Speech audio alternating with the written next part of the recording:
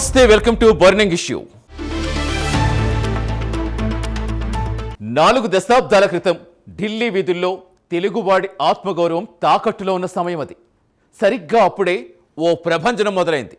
నటసింహం గర్జనతో పుట్టిన ఆ పసుపు సైన్యం కేవలం 8 నెలల్లో అధికార పీఠం ఎలా కైవసం చేసుకుంది? ఒక ప్రాంతీయ పార్టీ జాతీయ రాజకీయాలు శాసించే స్థాయికి ఎలా ఎదిగింది? ఎన్టీఆర్ ఆవేశం, చంద్రబాబు ఆలోచనల కలయికలో 44 ఏళ్లుగా సాగుతున్న ఆ రాజకీయ మహావృక్షం ప్రస్థానం ఏంటి? గెలుపోటములు సమానంగా స్వీకరిస్తూ నేడు ఢిల్లీ పీఠానికే వెన్నుముగ్గా మారి తెలుగువాడి సత్తా చాటుతూ సగర్వంగా 44వ వసంతంలో అడుగు పెడుతున్న తెలుగుదేశం విజయ ప్రస్థానంపై ఈ స్పెషల్ స్టోరీ.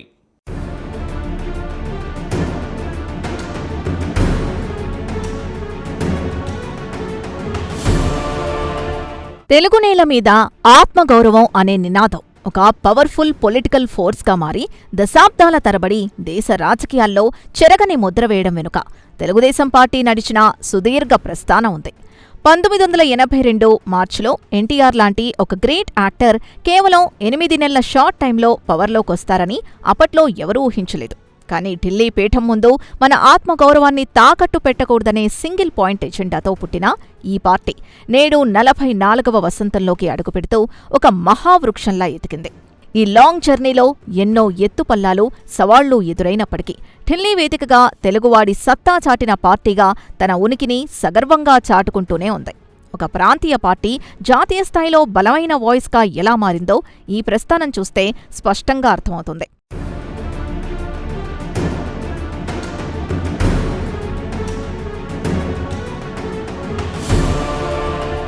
ఎన్టీఆర్ ప్రస్థానం కేవలం ఒక పొలిటికల్ లీడర్ జర్నీ మాత్రమే కాదు, అదొక అతిపెద్ద సోషల్ రివల్యూషన్ అని విశ్లేషిస్తున్నారు.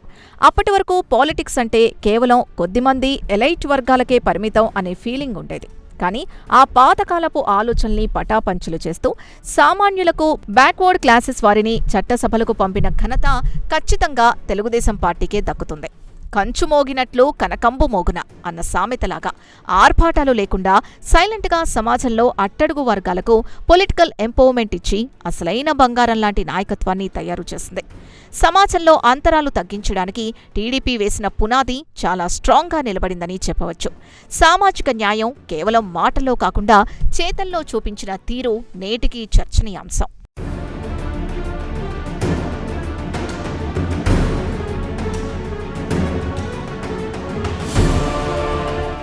కేవలం పొలిటికల్ పవర్కే పరిమితం కాకుండా వెల్ఫేర్ అడ్మినిస్ట్రేషన్లో దేశానికే ఒక రోల్ మోడల్గా నిలిచింది టీడీపీ పార్టీ. ఆ రోజుల్లో ₹2కే కిలో బియ్యం, జనతా వస్త్రాలు, పక్కా గృహాల నిర్మాణం లాంటి స్కీమ్స్ నేటి ఆధునిక వెల్ఫేర్ మోడల్స్కి అసలైన మూల స్తంభాలు. అంతేకాకుండా పరిపాలనలో డీసెంట్రలైజేషన్ తీసుకొస్తూ పాత తాలూకా సిస్టమ్ని రద్దు చేసి మండల వ్యవస్థను తీసుకురావడం ద్వారా గవర్నెన్స్ను పల్లెటూరి గడప వద్దకు చేర్చారు. ఆనాడు ఎన్టీఆర్ తీసుకున్న ఈ డేరింగ్ డెసిషన్స్ కేవలం ఉమ్మడి ఆంధ్రప్రదేశ్కే పరిమితం కాలేదు, పొరుగు రాష్ట్రాలకు కూడా ఒక గైడింగ్ లైట్గా నిలిచాయి. ప్రజల అవసరాలు తీర్చడమే అసలైన ఎజెండాగా మార్చుకొని సామాన్యుడి కన్నీళ్లు తుడిచే ప్రయత్నంలో దేశవ్యాప్తంగా సరికొత్త ట్రెండ్ సెట్ చేసిందని స్పష్టంగా అర్థమవుతోంది.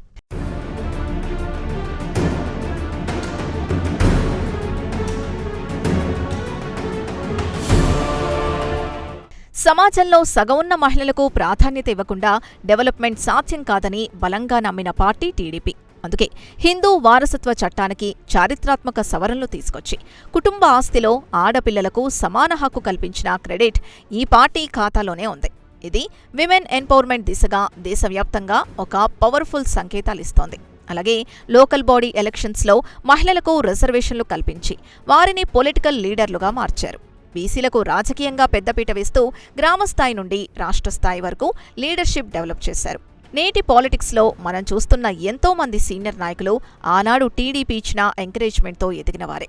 ఒక విషనరీ థాట్ ప్రాసెస్తో సోషల్ ఇంజనీరింగ్ చేయడంలో ఈ పార్టీ అప్పట్లోనే మాస్టర్ డిగ్రీ సాధించిందని చెప్పవచ్చు.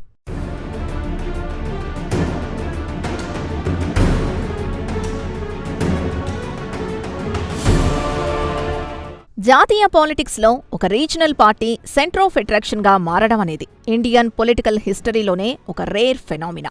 1984లో దేశమంతా ఇందిరాగాంధీ సానుభూతి పవనాలు బలంగా వీచిన టైంలో కూడా ఏపీలో టీడీపీ ప్రభంజనం సృష్టించి లోక్సభలో మెయిన్ అపోజిషన్గా నిలబడింది.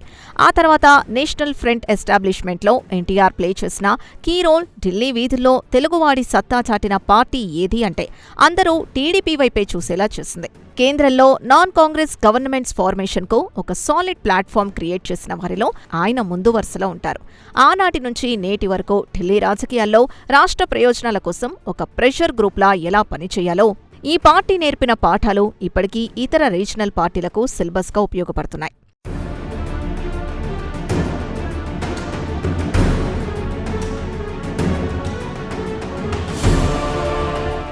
సంక్షేమం, సామాజిక న్యాయంతో ఎన్టీఆర్ వేసిన పునాదులు ఒక ఎత్తు అయితే, మారుతున్న కాలానికి అనుగుణంగా పార్టీని ఆధునికత వైపు నడిపించిన నారా చంద్రబాబు నాయుడు విజన్ మరో ఎత్తు. ఐటీ రంగాన్ని పరుగులు పెట్టించి హైదరాబాద్ను గ్లోబల్ మ్యాప్లో నిలబెట్టడమే కాదు, జాతీయ రాజకీయాల్లో కింగ్ మేకర్గా టీడీపీ ఎలా అవతరించింది, రాష్ట్ర ప్రయోజనాల కోసం కేంద్రంతో ఎలా బార్గెయిన్ చేస్తుందో ఈ సెకండ్ హాఫ్ విశ్లేషణలో తెలుసుకుందాం.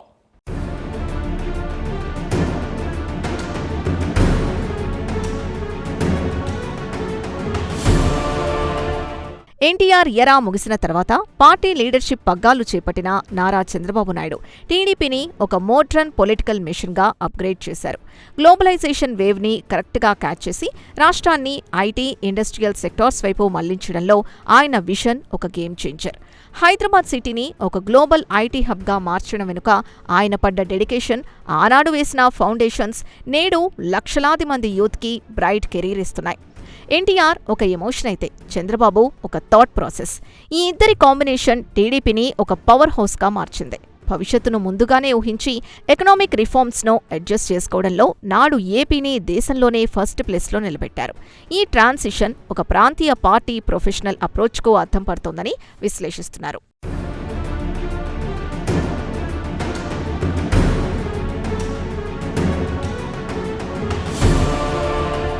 డెవలప్మెంట్ అనేది ఒక కంటిన్యూస్ ప్రాసెస్ అని నమ్మిన చంద్రబాబు విజన్ 2020 అనే డాక్యుమెంట్ ద్వారా ఫ్యూచర్ గ్రోత్కి ఒక పర్ఫెక్ట్ రోడ్ మ్యాప్ డిజైన్ చేశారు. మైక్రోసాఫ్ట్ లాంటి గ్లోబల్ టెక్ జైంట్స్ను తెలుగువారి దగ్గరకు తీసుకురావడంలో ఆయన చూపిన ప్రోయాక్టివ్ అప్రోచ్ అప్పట్లో దేశవ్యాప్తంగా పెద్ద చర్చనీయాంశం. కేవలం కార్పొరేట్ డెవలప్మెంట్ మాత్రమే కాకుండా జన్మభూమి, డ్వాక్రా మహిళా సంఘాల లాంటి ప్రోగ్రామ్స్ ద్వారా రూరల్ ఎకానమీని బలోపేతం చేశారు. డెవలప్మెంట్లో పబ్లిక్ పార్టిసిపేషన్ ఉండేలా ప్లాన్ చేయడం ఆయన మార్క్ గవర్నమెంట్స్. సమాజంలోని అన్ని వర్గాలను ఒకే తాటిపైకి తెచ్చి ఎకనామిక్ రిఫార్మ్స్ ఫలాలు కింది స్థాయి వరకు వెళ్లేలా మానిటర్ చేశారు. అడ్మినిస్ట్రేషన్లో టెక్నాలజీ వాడటం ద్వారా పారదర్శకతను పెంచిన విధానం దేశానికి ఒక గొప్ప సంకేతాలిస్తోంది.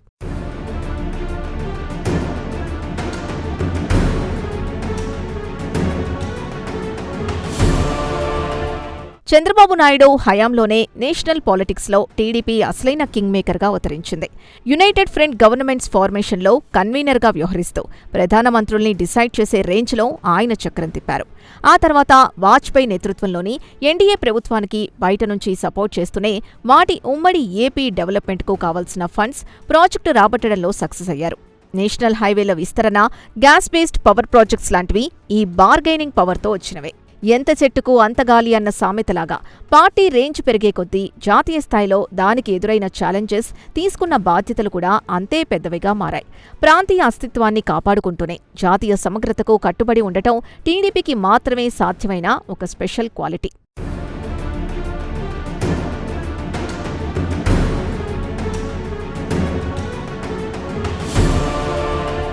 ఈ పార్టీ ప్రస్థానంలో కేవలం అధినేతలు మాత్రమే కాదు, సెకండ్ లైన్ లీడర్లకు నేషనల్ లెవెల్లో దక్కిన గౌరవం టీడీపీ బ్రాండ్ వాల్యూని అమాంతం పెంచేసింది.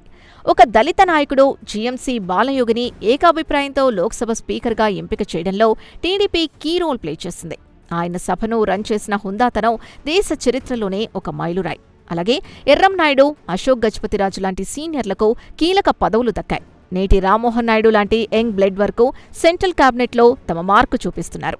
పాలిటిక్స్ అంటే ఇద్దరు ముగ్గురు వ్యక్తులు కాదు, అదొక లీడర్షిప్ ఫ్యాక్టరీ అని టీడీపీ ట్రాక్ రికార్డ్ చూస్తే అర్థమవుతోంది.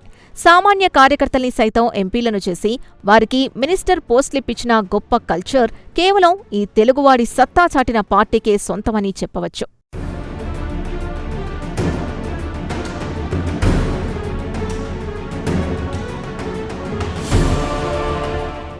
నిజానికి ఒక పార్టీ దశాబ్దాల పాటు సర్వైవ్ అవ్వాలంటే కేవలం లీడరుంటే సరిపోదు, బలమైన క్యాడర్ బేస్ ఉండాలి. ఈ విషయంలో టీడీపీ ఫాలో అయిన ఆర్గనైజేషనల్ స్ట్రక్చర్ ఇతర పార్టీలకు ఒక కేస్ స్టడీ. కార్యకర్తల కోసం insurance facility, regular training camps conduct చేస్తూ వారిని పొలిటికల్గా ఎడ్యుకేట్ చేయడం పార్టీ బలాన్ని డబుల్ చేసింది.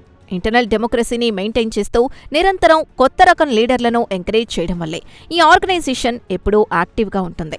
అగ్నికి చెదలు పట్టవు అన్న సామెతలాగా ఎంతమంది ఫేక్ ప్రచారాలు చేసినా, ఎన్ని పొలిటికల్ అటాక్స్ జరిగినా ఈ పసుపు సైన్యం వెనక్కి తగ్గడం లేదు. కష్టకాలంలో కూడా జెండాను మోసే ఈ డెడికేటెడ్ క్యాడర్ వల్లే నేటికి ఈ పార్టీ ఎలాంటి విపత్కర పరిస్థితులైనా ధైర్యంగా ఫేస్ చేస్తూ నిలబడగలుగుతోంది.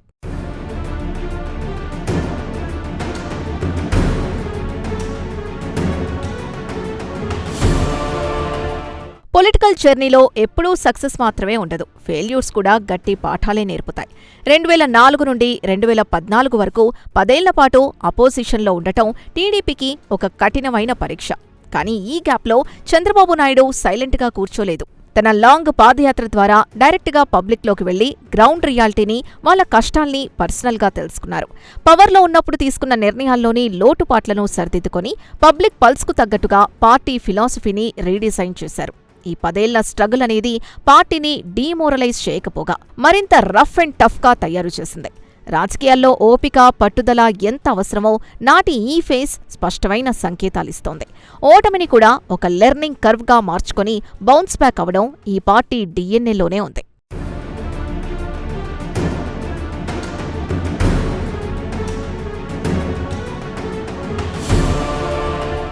రాష్ట్ర విభజన తర్వాత 2014లో నవ్యాంధ్రప్రదేశ్ బాధ్యతలు చేపట్టడం అనేది ఒక రకంగా ముళ్ల కిరీటం ధరించడమే. ఒక పక్క జీరో బడ్జెట్, మరో పక్క క్యాపిటల్ లేని స్టేట్. ఇలాంటి క్రిటికల్ టైంలో చంద్రబాబు ఎక్స్పీరియన్స్ రాష్ట్రాన్ని కాపాడింది. అమరావతిని ఒక వరల్డ్ క్లాస్ గ్రీన్ఫీల్డ్ సిటీగా డెవలప్ చేయాలనే మాస్టర్ ప్లాన్తో రైతుల నుంచి వేలాది ఎకరాల్ని ల్యాండ్ పూలింగ్ ద్వారా సమీకరించడం ఇండియన్ హిస్టరీలోనే ఒక అద్భుతం. నమ్మకమనే ఒకే ఒక్క వెపన్తో ప్రజలు ప్రభుత్వానికి భూములిచ్చారంటే అది పార్టీ ట్రాక్ రికార్డ్పై ఉన్న ట్రస్ట్. అభివృద్ధికి ఒక కొత్త చిరునామాగా అమరావతిని నిలబెట్టాలని అహర్నిశలు శ్రమించారు. ఈ మొత్తం ప్రాసెస్ని ఒక ఎడిటోరియల్ వ్యూలో చూస్తే క్రైసిస్ మేనేజ్మెంట్లో టీడీపీకి ఉన్న విజన్, కమిట్మెంట్ ఎంత పర్ఫెక్ట్గా ఉన్నాయో మనకు అర్థమవుతుంది.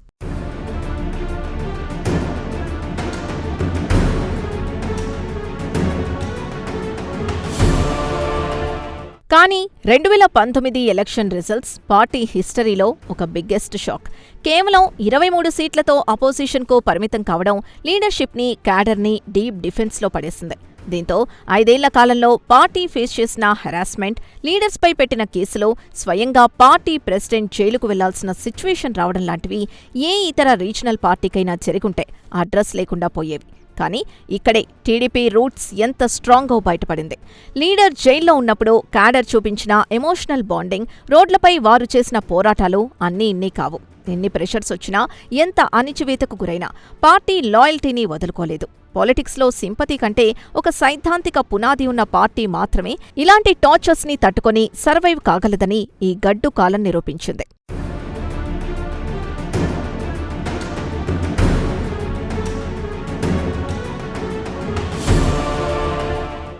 'ఒకవైపు కని విని ఎరుగని ఓటమి, మరోవైపు నాయకులపై కేసులు, వేధింపులు, పార్టీ అధినేత సైతం జైలు పాలు కావాల్సిన దుస్థితి. ఏ ప్రాంతీయ పార్టీకైనా ఇలాంటి పరిస్థితి వస్తే కనుమరుగవ్వటం ఖాయం. కానీ అగ్నికి చెదలు పట్టవు అన్నట్టుగా ఆ కష్టకాలం నుంచే పసుపు సైన్యం ఫినిక్స్లా ఎలా రగిలింది. 2024లో మునిపెన్నడూ చూడని బంపర్ మెజార్టీతో ఏకంగా ఢిల్లీనే శాసించే స్థాయికి టీడీపీ ఎలా కంబ్యాక్ ఇచ్చిందో ఇప్పుడు చూద్దాం.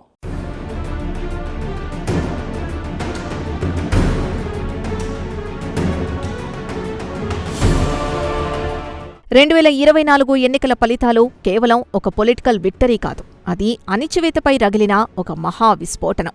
ఒక ఎపిక్ కంబ్యాక్తో ఏపీలో బంపర్ మెజారిటీతో పవర్లోకి రావడమే కాకుండా సెంట్రల్ లెవెల్లో కూడా టీడీపీ అత్యంత కీ ప్లేయర్గా మారిపోయింది. నాడు ఎన్టీఆర్ ఎలాగైతే నేషనల్ పాలిటిక్స్ని శాసించారో, నేడు ముచ్చటగా మూడోసారి ఎన్డీఏ ప్రభుత్వానికి చంద్రబాబు ఒక స్ట్రాంగ్ పిల్లర్గా నిలబడ్డారు. ఢిల్లీలో గవర్నమెంట్ ఫామ్ అవ్వాలన్నా, స్మూత్గా రన్ అవ్వాలన్నా టీడీపీ మద్దతు మస్ట్ అండ్ షుడ్ అనే స్టేటస్ రావడం తెలుగువాడి సత్తా చాటిన పార్టీకే దక్కిన రేర్ అచీవ్మెంట్. ఇటు తెలుగు డెవలప్మెంట్ కోసం సెంట్రల్ ఫండ్స్ బార్గెయిన్ చేస్తున్నాయి. అటు నేషనల్ స్టెబిలిటీని బ్యాలెన్స్ చేయడం వెనుక ఉన్న పొలిటికల్ డిప్లొమసీని దేశవ్యాప్తంగా ఉన్న పొలిటికల్ పండితులు ఆసక్తిగా విశ్లేషిస్తున్నారు.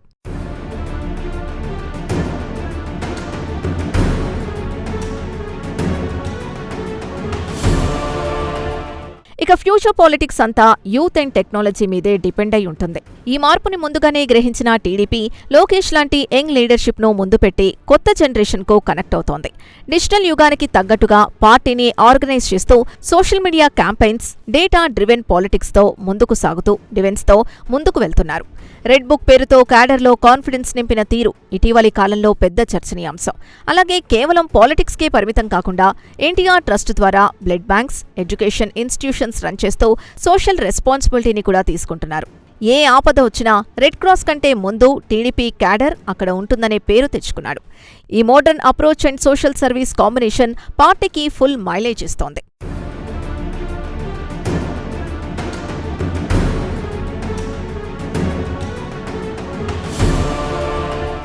ఓవరాల్గా 44 ఏళ్ల ఈ పొలిటికల్ జర్నీని అబ్జర్వ్ చేస్తే టీడీపీ అనేది కేవలం ఒక జెండా, ఒక ఎజెండా మాత్రమే కాదు. అది కోట్ల మంది ఎమోషన్. నాడు పసుపు జెండా ఎగిరినప్పుడు అది కేవలం లోకల్ పార్టీ అనుకున్నారు. కానీ అది నేడు జాతీయ రాజకీయాల్ని శాసించే స్థాయికి చేరుకుంది. సక్సెస్ వచ్చినప్పుడు గాల్లో తేలిపోకుండా, ఫెయిల్యూర్ వచ్చినప్పుడు డిప్రెషన్లోకి వెళ్లకుండా ప్రాక్టికల్గా థింక్ చేయడమే ఈ జర్నీ. పోలవరం పూర్తి చేయడం, అమరావతిని నిర్మించడం లాంటి పెండింగ్ టాస్క్లను స్పీడప్ చేస్తున్నాయి. ఆర్థికంగా డ్యామేజ్ అయిన రాష్ట్రాన్ని మళ్లీ ట్రాక్లో పెట్టడం ఇప్పుడున్న ప్రైమ్ ఫోకస్. రాబోయే జనరేషన్స్కి కూడా ఒక పర్ఫెక్ట్ ప్లాట్ఫామ్గా ఉంటూ తెలుగువారి ఆత్మగౌరవానికి, డెవలప్మెంట్కు పర్మనెంట్ కేర్ ఆఫ్ అడ్రస్గా ఈ పార్టీ నిలిచిపోతుందని స్పష్టంగా అర్థమవుతోంది.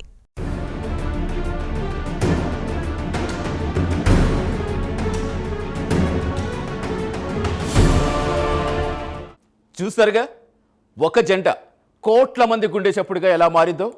అధికారులు ఉన్నప్పుడు గాల్లో తేలిపోకుండా, కష్టకాలంలో కుంగిపోకుండా నిలబడ్డమే టీడీపీ సాధించిన అసలైన విజయం. వ్యక్తులు మారచ్చు, తరాలు మారచ్చు, కానీ తెలుగు నేలపై ఆత్మగౌరవం అనే పదానికి, అభివృద్ధి అనే నినాదానికి ఆ పసుపు జెండా ఎప్పటికీ ఒక బ్రాండ్ అంబాసిడర్గా నిలుస్తుంది. ఇది కేవలం 44 ఏళ్ల చరిత్ర కాదు, భావితరాలకు దిక్సూచిగా మారిన ఒక రాజకీయ మహాకావ్యం.